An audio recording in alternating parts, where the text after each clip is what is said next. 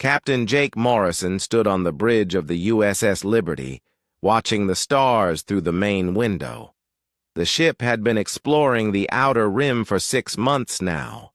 It was peaceful work, mapping new systems and looking for planets that humans could settle on. Jake liked the quiet of space. It gave him time to think. The ship was 300 light-years from Earth when the emergency signal came through. Communications Officer Lisa Carter was working at her station when every alarm on the ship started screaming at once. Her hands flew over the controls as she tried to understand what was happening. "Captain," she called out, her voice tight with worry. "I'm getting an emergency transmission from Earth, Priority Alpha." Jake felt his stomach drop. Priority Alpha meant only one thing. Earth was under attack. "Put it through," he ordered. The main screen flickered to life. Admiral John Blake appeared, his face grim and tired. Behind him, Jake could see the bridge of the battleship Defiance. Red emergency lights were flashing, and people were running back and forth. "This is Admiral Blake broadcasting to all human ships and colonies," the Admiral began. His voice was steady, but Jake could hear the pain underneath. "Earth is under attack by the Zephyrian Empire. They came without warning. They ignored all our attempts to communicate." Jake's hands gripped the arms of his captain's chair. The Zephyrians were one of the oldest species in the galaxy. Humans had been trying to make contact with them for 20 years. Every message had been ignored. Every peace offering had been rejected. But no one thought they would attack. "They destroyed our orbital stations first," Admiral Blake continued. "Then they hit our major cities. We tried to surrender. We tried to negotiate. They wouldn't listen. They just kept firing." Lisa was working frantically at her station, trying to boost the signal. The transmission was breaking up. Jake could see explosions flashing in the background behind the Admiral. "How many ships do we have in the defense fleet?" Jake asked quietly.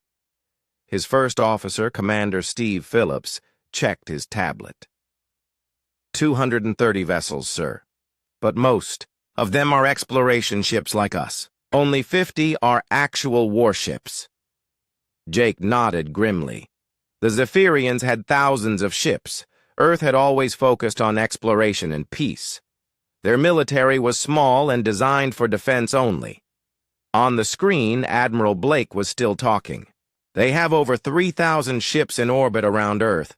Our defense fleet is fighting, but we're outnumbered 15-1. We can't win this battle." Jake watched as another explosion lit up the background. Someone shouted something off-screen, and the Admiral turned to listen. When he looked back at the camera, his face was even more serious. "I'm about to give you all an order that I never wanted to give," the Admiral said. "Protocol Omega is now active. All ships and colonies are to implement Emergency Directive 77 Alpha. Lisa looked up from her station. "Sir, what's Protocol Omega?" Jake didn't answer. He was staring at the screen in shock. He had heard of Protocol Omega, but he never thought it would be used. It was a plan created in secret, known only to senior officers. A plan for what to do if Earth ever fell. For 20 years, we tried to be friends with every species we met. Admiral Blake continued. We shared our technology. We offered trade and friendship. We showed them that humans were peaceful. We were wrong to do that. The transmission flickered and almost cut out. Lisa worked desperately to keep it going. "They think peace makes us weak," the Admiral said. "They think because we don't start wars, we can't fight them. They're about to learn how wrong they are." Jake felt something cold settle in his stomach. He had served under Admiral Blake for 10 years. The man was known for his calm nature and his belief in peaceful solutions. But the person on the screen didn't look calm anymore. "Dr. Helen Rogers is transmitting all our xenobiology data to every human ship and colony," the Admiral explained. Every weakness, every fear, every biological detail about every alien species. We've met. We studied them for years while pretending to be their friends. The camera shook as something hit the Defiance. When it stabilized, Jake could see that the Admiral's uniform was torn, and there was blood on his face. "We've been holding back for decades," Admiral Blake said. "We built weapons and hid them. We developed tactics and never used them. We learned how to fight and pretended we didn't know how. But Earth is dying, and there's no reason to pretend anymore." Lisa managed to boost the signal, and the picture became clearer. Jake could see the bridge of the Defiance was damaged. Sparks were flying from broken consoles and smoke was filling the air. "They wanted a war," the Admiral said, and his voice had become something cold and terrible. "They're going to get extinction." The transmission cut to Dr. Helen Rogers, Earth's chief alien researcher. She was in her laboratory, but explosions were going off outside her windows. Her hands were shaking as she worked at her computer. "This is Dr. Rogers," she said quickly. "I'm sending you everything we know about alien biology and psychology. The Zephyrians think they're superior because they're older and stronger. But we've been studying them. We know their weaknesses." She looked directly at the camera, and Jake saw something in her eyes that scared him. "They think they know what humans are capable of," she said. "They're wrong. We've been pretending to be civilized." The screen switched back to Admiral Blake. Behind him, Jake could see that the bridge was on fire now. People were evacuating, but the Admiral stayed at his post. "All human ships and colonies will now operate under wartime protocols," he said. "You are no longer bound by peace treaties or galactic law. You are no longer required to show mercy to enemy forces. Earth is gone, but humanity will survive." The transmission began to break up again. Jake could barely make out the Admiral's final words. "They killed our world because we offered them friendship. Show them what we do to those who kill our friends." The screen went black. Lisa tried for several minutes to re-establish contact, but there was nothing. Earth's signals had gone silent. Jake sat in his captain's chair staring at the empty screen. Around him, his crew waited for orders. They all knew what Protocol Omega meant. They all knew that everything had just changed. Commander Phillips approached him quietly. "Sir, what are your orders?" Jake was quiet for a long moment. When he spoke, his voice was different, harder. "Set course for the nearest human colony," he said, "and send a message to all ships in this sector. Tell them the war has begun." The USS Liberty turned away from the stars and began its journey toward a very different future. President Veltara of the Galactic Council stared at the emergency reports flooding her desk. 3 Zephyrian worlds had gone silent in the past 24 hours. Not attacked, not conquered, silent. "What do you mean, silent?" she asked her intelligence chief, Commander Rixon. "Exactly that, Madam President," Rixon replied, his voice shaking. "No communications, no energy signatures, no life signs. The planets are still there, but everyone on them is gone." Veltara felt her stomach turn. 3 billion Zephyrians lived on those worlds. They couldn't all just disappear. "Send investigation teams immediately," she ordered. "We tried, ma'am. The teams won't go. They're too scared." For the first time in her long political career, Veltara understood what terror really meant. The humans had become something that made even hardened military officers refuse orders.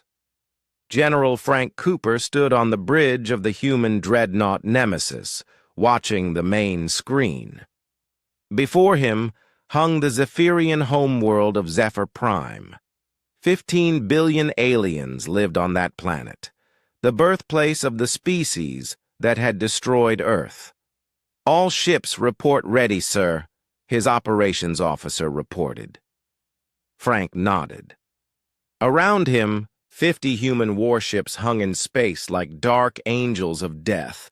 They had appeared without warning, emerging from hyperspace routes that shouldn't exist. The Zephyrian defense fleet hadn't even seen them coming. "Sir," his communications officer interrupted. "We're receiving surrender offers from the planet's surface. They're begging us to accept their unconditional surrender." Frank's expression didn't change. "Inform them that Earth tried to surrender too. Tell them how well that worked out." The officer looked uncomfortable but relayed the message. A few minutes later, more frantic communications came from the planet. "They're offering to pay reparations, sir. They want to negotiate terms." "There are no terms," Frank replied coldly. "There is no negotiation. There is only what they chose when they burned our world." Intelligence Officer Kate Brooks was monitoring alien communications across the galaxy. Her screens showed hundreds of messages flying between different species. All of them were panicking. "Sir," she called to Frank, "I'm intercepting communications from the Altarian Federation, the Vegan Alliance, and the Centauri Republic. They're all begging the Zephyrians to surrender to us before it's too late." "What are they offering?" "Everything, sir. Technology, resources, territory. They're even offering to help us hunt down any Zephyrians who try to escape." Frank almost smiled. The same species that had watched Earth burn were now desperate to appease the humans. Fear made excellent diplomats. "Tell them they're too late," he said. "The time for choosing sides was when Earth was under attack." On the planet below, Zephyrian leaders were having emergency meetings. Emperor Zektul, ruler of their vast empire, was listening to his advisors argue about what to do. "We must fight," shouted General Mortex. "We have orbital defense platforms, ground-based weapons, millions of soldiers." "With what?" replied Admiral Velkus. "Our space fleet is gone. The humans destroyed every ship we had without losing a single vessel of their own. Then we evacuate," suggested Minister Calron. "Save who we can and rebuild elsewhere." Emperor Zektul stood slowly. He was an old Zephyrian, and he had seen many wars, but he had never seen anything like this. "There is nowhere to run," he said quietly. "I've been monitoring their communications. They're not here to conquer us. They're here to erase us." Dr. Chris Stone sat in his laboratory aboard the human science vessel Discovery. He had been Earth's leading expert on alien psychology before the war. Now he was something much more dangerous. "Computer, analyze Zephyrian stress patterns from their recent communications," he ordered. The screen filled with data. Fear levels, panic indicators, psychological breakdown markers. The entire Zephyrian species was experiencing collective trauma. "Fascinating," Chris muttered. They genuinely believed they were superior to humans. The possibility of losing never occurred to them. His assistant, Dr. Lisa Adams, looked up from her own work. "What does that tell us?" "It tells us that they're not prepared for what comes next," Chris replied. "Their entire culture is based on being the dominant species. When that illusion breaks, they'll collapse psychologically before we even fire a shot." Chris had spent years studying alien minds, learning how they thought and what they feared. That knowledge had been used for peaceful contact before the war. Now it was being used for something very different. "Send this psychological profile to General Cooper," he ordered. "Tell him we don't need to destroy their planet. We just need to show them we can." Frank received Chris's report and studied it carefully. The doctor was right. Destroying Zephyr Prime would be wasteful. There was a better way to break them. "Communications," he called. "Open a channel to all Zephyrian ships and stations in this system. Channel open, sir. This is General Frank Cooper of the Human Fleet, he began. You destroyed our homeworld. You killed our families. You rejected our offers of peace and chose war instead. He paused, watching the planet slowly rotate below. Him. We could destroy your world the same way you destroyed ours. We could turn your cities to ash and your people to dust. But we won't. Frank could see the confusion on his bridge crew's faces. This wasn't what they had expected. Instead, we're going to show you something, he continued. We're going to show you what human science can do when it's no longer held back by mercy. He nodded to his science officer. On the planet below, strange devices that had been placed by human infiltrators began to activate. The Zephyrian atmosphere started to glow. Not with fire or explosions, but with a soft blue light that spread across the entire sky. What you're seeing is a demonstration, Frank explained. We've introduced nanomachines into your atmosphere. Right now they're just creating pretty lights. But with a single command from me, they could ignite every molecule of oxygen on your planet. The glow intensified, and even from space, they could see the panic spreading through the Zephyrian cities. Your entire world would burn in seconds, Frank continued. Every living thing would die instantly, and the fire would be visible from 100 light-years away, a warning to every species in the galaxy. He let that sink in for a moment. But we're not going to do that. Instead, we're going to leave, and you're going to live with the knowledge that we could have ended you all, but chose not to. The human fleet began to withdraw, leaving behind a planet full of terrified aliens who now understood exactly how helpless they were. General, Kate Brooks called out, I'm receiving communications from alien governments across the galaxy. They're all asking the same question, which is, they want to know what humans want. What would make us stop? Frank considered this, the I. Humans had proven their point. They had shown the galaxy that they could destroy any species they chose. The question now was what to do with that power. Tell them we'll be in touch, he said finally. But first, we have some business to finish. Human fleet jumped to hyperspace, leaving behind a galaxy that finally understood what they were really dealing with. Humanity hadn't just survived the destruction of Earth. They had become something the galaxy had never seen before. They had become judgment itself. Across space, other alien species watched the recordings of what had happened at Zephyr Prime. They saw how easily the humans could have destroyed an entire world, and how they had chosen restraint instead. But it wasn't mercy that stayed their hand. It was something much more terrifying. It was the patience of a species that no longer needed to prove anything to anyone. Admiral Zektar of the Zephyrian Empire stared at the empty space where his patrol fleet should have been. 3 hours ago, 12 ships had entered the abandoned human system of New Geneva to search for survivors. Now there was nothing. Search all frequencies, he ordered his communications officer. There must be some trace of them.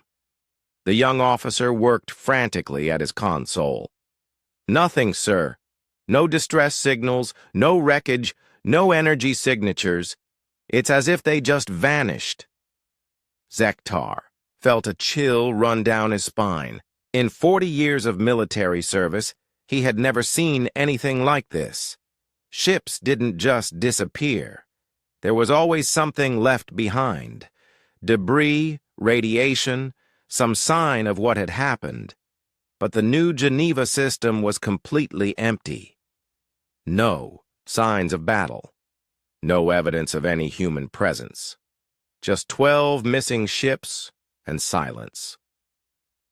Light years away, Captain Ryan Kelly stood on the bridge of the Retribution, watching his crew work.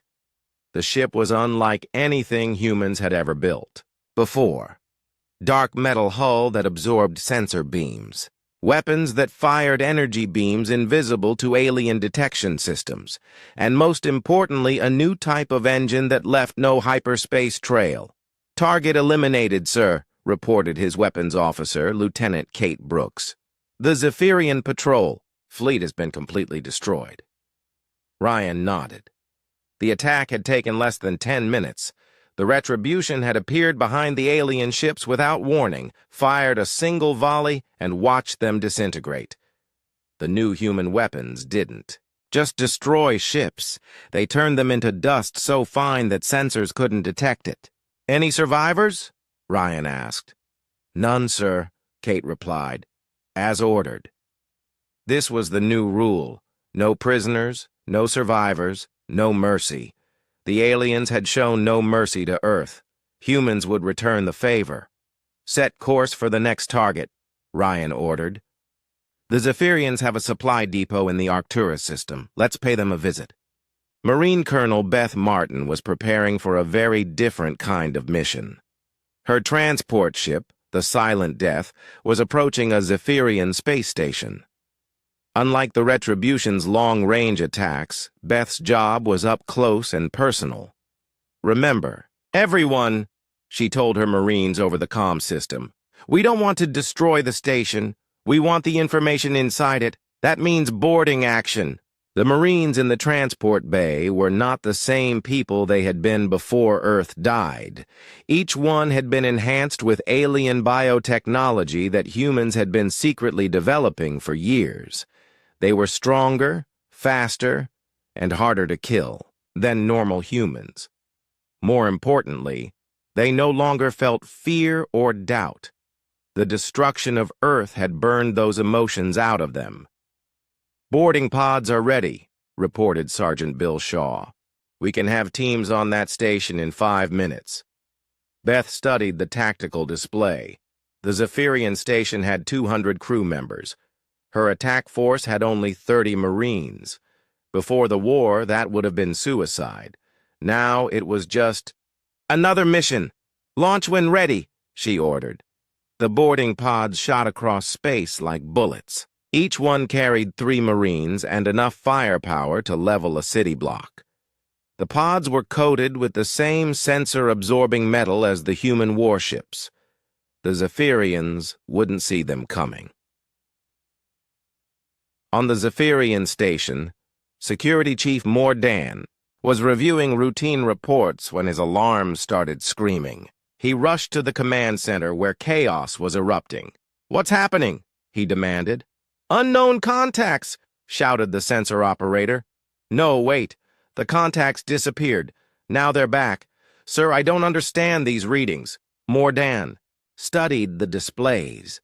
The sensors were showing impossible things.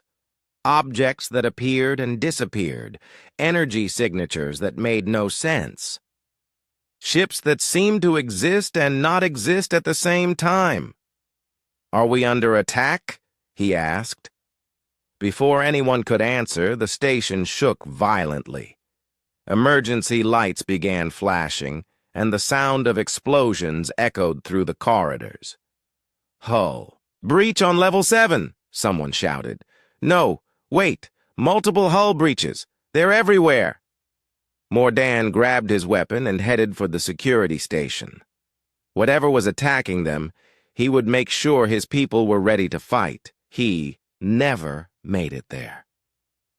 Beth Martin moved through the station corridors like a deadly shadow. Her enhanced muscles let her move faster than any Zephyrian could react. Her modified armor absorbed their weapons' fire, and her new rifle fired bullets that could punch through 3 feet of solid metal. Behind her, her Marines spread through the station like a plague. They moved with perfect coordination, communicating through implants that let them share thoughts instantly. Each one knew exactly where the others were and what they were doing. The Zephyrians tried to fight back. They had weapons and training. But they had never faced anything like enhanced humans before. Their energy weapons bounced harmlessly off human armor. Their tactics were designed to fight other aliens, not creatures that moved like ghosts and hit like thunderstorms. In 12 minutes, the station was quiet. "Station secured," Beth reported to Ryan on the Retribution. "All enemy personnel eliminated. Downloading their computer files now." "Any useful intelligence?" Ryan asked. Beth was already reviewing the data. Fleet positions, supply routes, communications codes, and something else. They've been talking to other alien species about the human problem. "What kind of talking?" "The kind where they're asking for help hunting us down." Ryan's expression darkened. The Zephyrians weren't content with destroying Earth. They wanted to wipe out all humans everywhere, and they were trying to convince other species to help them do it. "Download everything and then destroy the station," he ordered. "Make sure there's nothing left." "Understood, sir." 5 minutes later, the Zephyrian station exploded in a ball of fire that could be seen from 3 star systems away. But it wasn't random destruction. The explosion was carefully designed to look like an internal malfunction. Just another mysterious accident. Navigation Officer Paul Turner was working on his greatest creation yet. In his laboratory on the hidden human base, he was designing something that would change space warfare forever. "Computer, run Simulation 17, he said. His screen showed a complex 3-dimensional map of hyperspace routes. But these weren't normal routes. These were paths through dimensions that alien species didn't even know existed. Paul had discovered that human brains worked differently than alien brains. Humans could process spatial relationships in ways that other species couldn't. This let them navigate through parts of hyperspace that were invisible to alien sensors. "Simulation complete," the computer announced. "Success probability, 97%. Paul smiled. With his new navigation system, human ships could appear anywhere in the galaxy instantly. They could strike at any target and be gone before the enemy even knew they were there. "Send the calculations to all fleet commanders," he ordered. "Tell them we're ready for Phase 2 of the operation." Across the galaxy, human ships received Paul's navigation data. The Ghost Fleet, as they had started calling themselves, now had the ability to be truly ghostly. They could appear and disappear at will, striking targets and vanishing before anyone could respond. Admiral Zektar was studying reports from across Zephyrian space when he realized the scope of what was happening. In the past month, 17 patrol fleets had disappeared. 23 space stations had been destroyed by accidents. 46 supply convoys had vanished without a trace. At first, he had thought it was just bad luck. Space was dangerous, and sometimes ships were lost. But the pattern was becoming clear. Someone was hunting Zephyrian forces systematically. "Sir," his aide approached nervously. "We've received a transmission. It's on all frequencies, in all languages." "From who?" "The message says it's from the human Ghost Fleet." Zektar felt his blood turn cold. The humans were supposed to be beaten. Their homeworld was destroyed. Their fleet was scattered. They should be hiding in fear, not launching attacks. "Play the message," he ordered. The screen filled with the image of a human in a dark military uniform. The human's eyes were cold and empty, like looking into the void of space. "This is Captain Ryan Kelly of the human Ghost Fleet," the figure said. "You destroyed our world. You killed our families. You thought that would break us. You were wrong." The human paused, and Zektar could see something terrible in those empty eyes. "We are no longer bound by your rules or your laws. We are no longer interested in your surrender or your mercy. You wanted a war with humanity. Now you have one."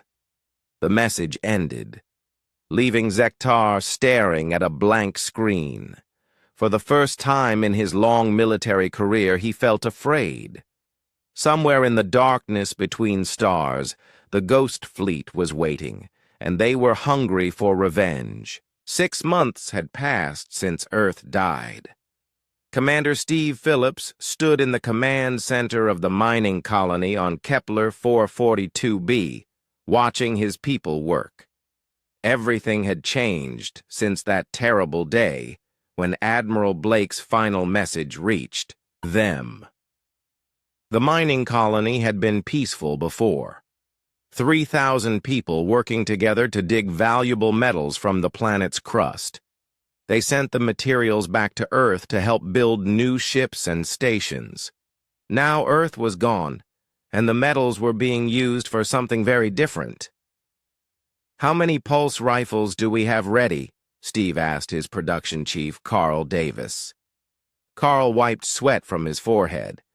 The man had been an engineer before Protocol, Omega. Now he was making weapons. 2,000 so far, sir. The new batch will be ready tomorrow. We're also working on something special." Steve raised an eyebrow. "What kind of special?" "Remember those Zephyrian ship fragments that crashed here last month?" Carl asked. "We've been studying their technology. Their energy weapons are powerful, but they have a weakness. We found a way to make our own weapons that can cut through their shields like paper." This was happening all across human space. Every colony, every outpost, every ship was changing. The peaceful farmers and miners and scientists were becoming something else, something harder. Lieutenant Commander Amy Watson sat in her small office on the space station orbiting New Geneva. Before the war, she had been a communications specialist. Her job was to help different human colonies talk to each other. Now she was coordinating something much more dangerous. Her screen showed messages from dozens of human settlements. All of them had the same story. They were disappearing, not dying, disappearing. "Colony 7 reports they've gone dark," she said into her microphone. "All civilian transmissions stopped, all trade routes suspended. To any alien ships listening, they no longer exist." This was part of the plan. Dr. Rogers's final transmission had included detailed instructions. Humans were to vanish from alien sensors, stop all normal activities, make it look like they had all died or fled in terror. But they weren't fleeing. They were preparing. Amy switched to a secure channel that only humans could access. Immediately, her screen filled with reports from the dead colonies. "New Shanghai reports weapons production at full capacity," came one message. "Mining Station Beta has converted all equipment to military use," said another.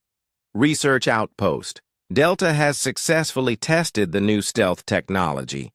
Amy smiled grimly. The aliens thought they had scared humanity into hiding. They had no idea what humans were actually doing in the dark. On the planet's surface below, Diana Foster stood before a crowd of colonists. She had been Earth's chief peace negotiator before the war. She had spent years trying to make friends with alien species. She had believed that all conflicts could be solved with words. Now she believed something different. "The Zephyrians think they won," she told the crowd. "They think destroying Earth broke our spirit. They're wrong." The colonists listened carefully.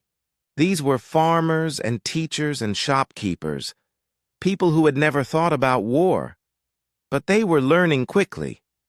"We spent decades showing aliens our peaceful side," Diana continued.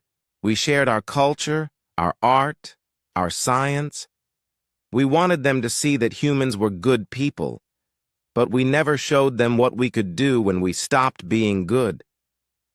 In the back of the crowd, a woman raised her hand.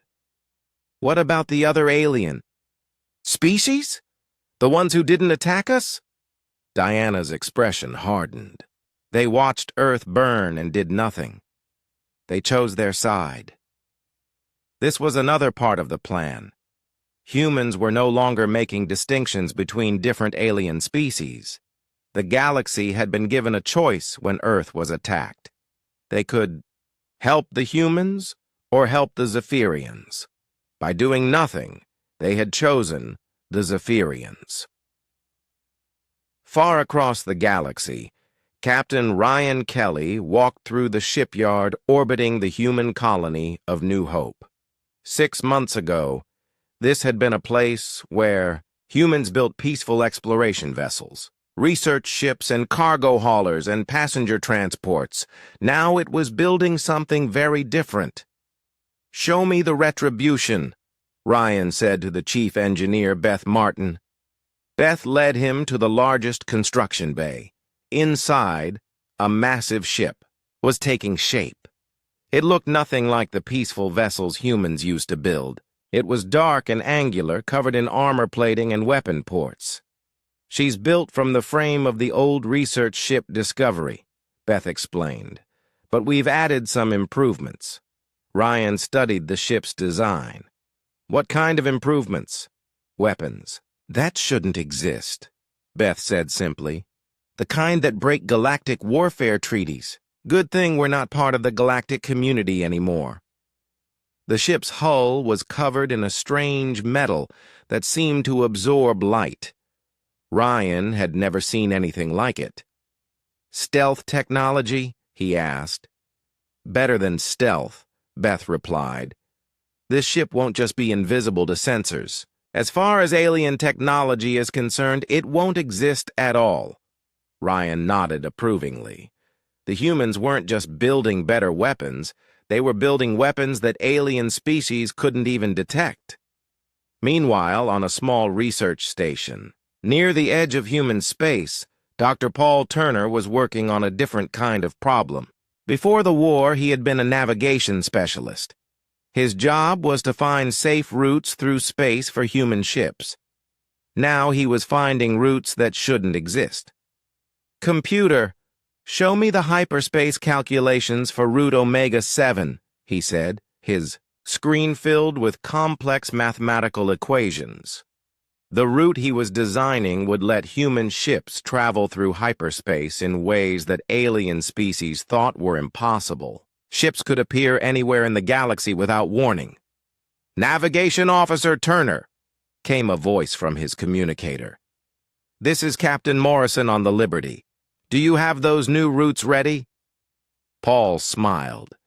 Jake Morrison's ship had been one of the first to implement the new protocols. The Liberty no longer looked like an exploration vessel. It had been transformed into something much more dangerous. "Routes are ready, Captain," Paul replied. "With these calculations, you can hit any target in Zephyrian space and be gone before they know you were there." "Excellent," Jake's voice came back. "Send them to all ships in the fleet. It's time to start the real war." Across human space, the transformation was complete. Every peaceful colony had become a military base. Every research station had become a weapons factory. Every exploration ship had become a warship. The aliens had made a mistake. They thought humans were weak because they were peaceful. They thought destroying Earth would break human spirit. Instead, it had freed something that humans had kept carefully locked away for centuries, something that alien species had never seen before and weren't prepared to face. The galaxy was about to learn that there was a difference between choosing not to fight and not knowing how to fight. Humans had always known how to fight. They had simply chosen not to. But that choice had died with Earth. Now the real war was about to begin. Colonel Danny Rogers crawled through the ventilation shaft above the Alien Processing Center in what used to be Chicago. His team of 12 resistance fighters followed behind him, each carrying improvised weapons made from scavenged alien technology. Tonight, they would show the Confederation that humans were not as helpless as they thought. "Remember, we go in fast and loud," Rogers whispered into his comm unit.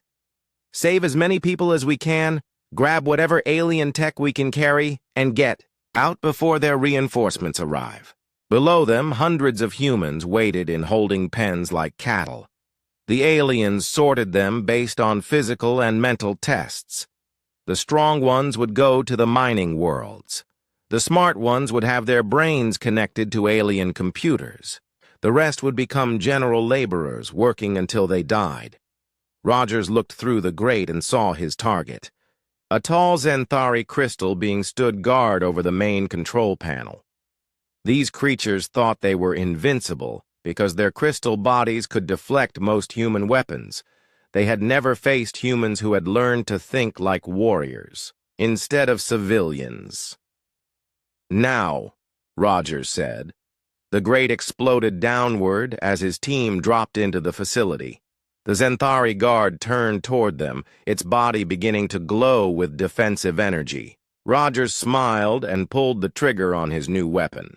The device fired a concentrated sonic pulse that shattered crystal like glass.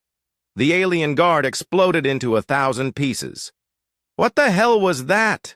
shouted Private Bobby Clark as he began cutting open the holding pen doors. "Sonic disruptor," Rogers replied, already moving toward the next target.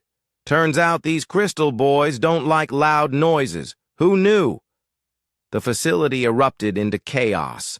Alarms blared as more guards rushed toward the fighting, but Rogers and his team had trained for this. They moved like ghosts, using the aliens' own technology against them.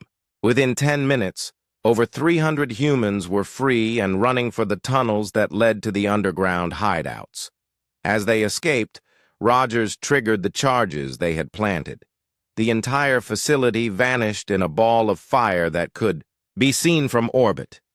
3 days later, and 2 star systems away, Captain Jake Morrison floated in a stolen alien shuttle, watching a Confederation patrol ship through his scope. He had been free for 2 weeks now, and he had learned things that made his blood boil. The aliens did not just enslave species, they broke them. They took children away from their parents and raised them to love their captors.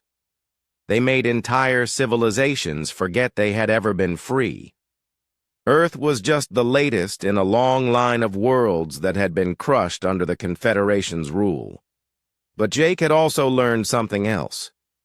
He was not alone. "Human vessel, this is the Cytherian resistance ship Shadow's Edge," came a voice over his communicator. "We know who you are, Captain Morrison. We want to help." The ship that approached looked like it had been built from scrap metal and alien technology.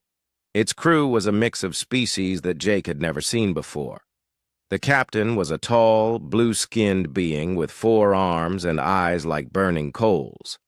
"I am Captain Zorith of the Cytherians," the alien said as Jake came aboard.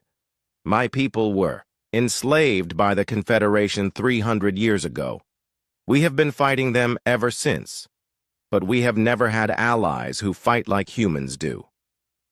Jake was led to a meeting room where representatives from 6 different enslaved species waited. They all had the same look in their eyes that Jake recognized from human resistance fighters. They were tired, angry, and desperate. "The Confederation fears you," said a small, furry creature that introduced itself as Engineer Vix. "In 300 years of rebellion, we have never seen them panic like this. Your people fight differently than any species they have encountered." "How so?" Jake asked. A reptilian being named General Kess answered. "Most species fight for territory or resources. When they lose enough battles, they surrender and accept their fate. Humans fight for the complete destruction of their enemies. The Confederation does not understand this concept. Jake nodded. They're about to learn. Back on Earth, Admiral Kate Phillips stood in the command center hidden beneath the ruins of New York. Dr. Helen Barnes had been working for 3 months straight, and she finally had results. "The quantum disruptor is ready," Helen announced to the room full of resistance leaders. "But we need to get the Confederation fleet to come to us. They have to be close enough to Earth for the solar amplification system to work." Major Carol Jackson looked up from her tactical display. "That won't be hard. Our spy networks report that they're already planning a final assault on Earth. They want to wipe out the resistance once and for all." Phillips smiled grimly. "Perfect. How long until they arrive? 2 weeks, maybe 3? They're bringing everything they have, over 8,000 ships." Engineer Pete Williams, who had been working with Helen on the weapon systems, cleared his throat. "Admiral, I need to tell you something about the quantum disruptor. When we trigger it, the feedback will probably destroy every piece of electronic equipment on Earth. We're talking about going back to the Stone Age. And if we don't trigger it, we all die, and humanity becomes extinct." Phillips looked around the room at the faces of the men and women who had kept the human resistance alive for 6 months. They were dirty, tired, and outnumbered by 1,000 to 1. But they were also the toughest, angriest, most stubborn people humanity had ever produced. Then we make sure it counts. "Carol, I want every resistance cell armed with Helen's sonic disruptors. If the aliens want to fight, we'll give them one they'll never forget." Far away in the galactic core, Supreme Chancellor Vexhai stood before the Confederation Council. His crystal body pulsed with angry red light as he addressed the assembled. "Representatives of 400 species, the human infestation has become intolerable," he declared. "They have destroyed 17 facilities, freed over 10,000 slaves, and their resistance tactics are spreading to other enslaved species. Yesterday, the Catherian rebels used human-style explosive devices to destroy an entire mining operation. War Marshal." Kethmore of the Draconic Imperium stepped forward. His massive form was covered in scales that looked like black metal, and his eyes glowed like miniature suns. "Chancellor, my fleet stands ready. Give me the order and I will turn their home system into an asteroid field." "No," Vexahai said firmly. "We must make an example of them. Every species in the galaxy must see what happens to those who resist. The Confederation. We will invade their world and crush them slowly. We will broadcast their defeat to every enslaved species so they understand that resistance is hopeless." What the aliens did not know was that Lieutenant Amy Sullivan had infiltrated their communication networks. Every word of their planning session was being transmitted to the human resistance. As the largest fleet in galactic history prepared to destroy humanity, Admiral Phillips made final preparations for a trap that would change the course of the war. The humans had learned something that the Confederation had forgotten over their thousands of years of easy victories. Sometimes the cornered animal is the most dangerous one of all. Captain Morrison was already on his way back to Earth with a small fleet of alien rebels carrying weapons and intelligence that would tip the balance. The stage was set for a battle that would determine whether humanity would die as slaves or live as the galaxy's most feared warriors.